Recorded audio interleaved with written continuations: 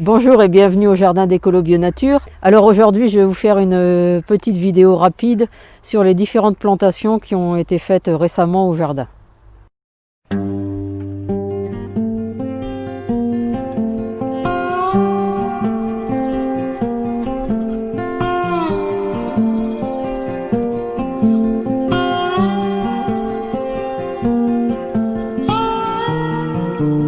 Alors malgré le brouillard qui ne se décide pas à partir, eh bien je vais quand même vous faire la vidéo du jour sur les nouvelles plantations au jardin. Alors on va commencer ici par un cerisier Bigarreau.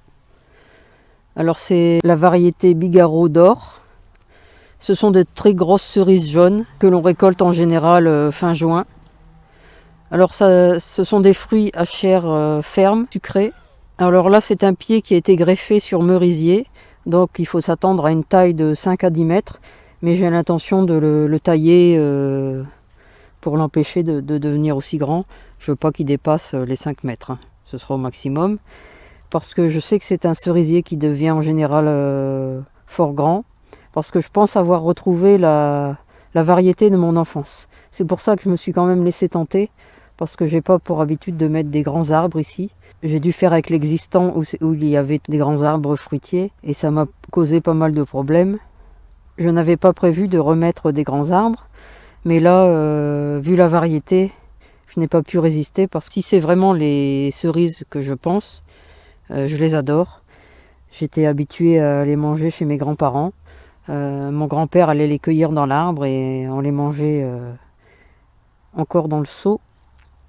Et puis ma grand-mère faisait des bocaux avec et elle faisait après des tartes pour l'hiver. Elle ouvrait un bocal et on mangeait soit les cerises comme ça en dessert à Noël, ou alors elle faisait aussi beaucoup de tartes. Et j'avais encore jusqu'à maintenant jamais retrouvé cette variété. Alors j'ai mis également des petits cassissiers. Je vous en ai déjà parlé. Ce sont des cassissiers, des boutures que j'ai faites. Alors j'en ai mis un ici. Alors ce sont des variétés auto-fertiles. Eux ne vont pas dépasser 1,50 m grand maximum. Mais normalement c'est entre 50 cm et 1,50 m. Donc j'en ai mis un là.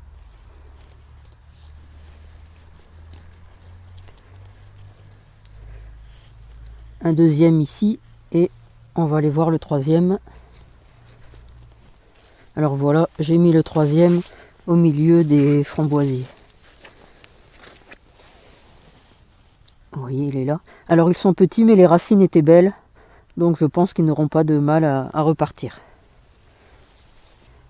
Alors j'ai également ajouté un abricotier, puisque je ne sais pas si vous vous souvenez, mais cet été je vous avais parlé d'un de mes abricotiers qui était mort. Et donc là j'ai choisi une variété pêche de Nancy.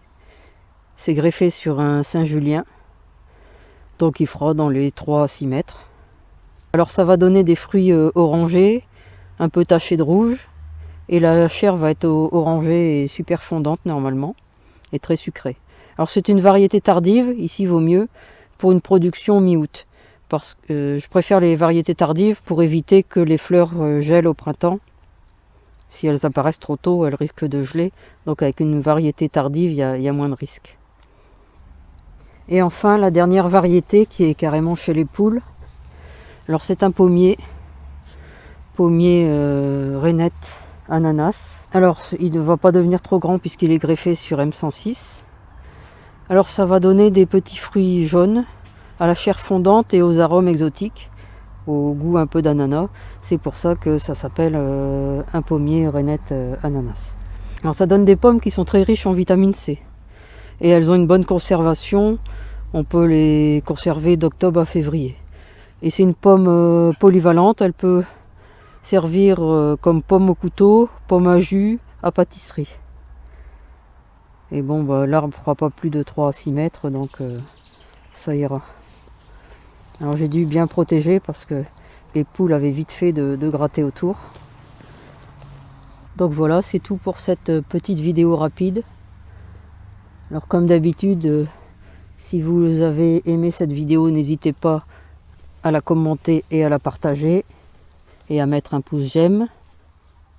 Et comme d'habitude, vous pouvez retrouver de nombreux conseils et astuces sur le jardinage bio et la permaculture sur mon blog www.écolo-bio-nature.com et dans mes livres. À bientôt!